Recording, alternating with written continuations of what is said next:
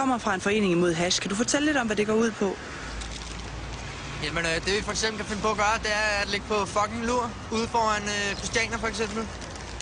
Og så når der kommer sådan en flok taberhashfrag med den for vildeste grineren på gående forbi, så springer vi frem, tager deres falafel, og så trykker vi deres ribben. Hvad gør I så, når I har trykket deres ribben?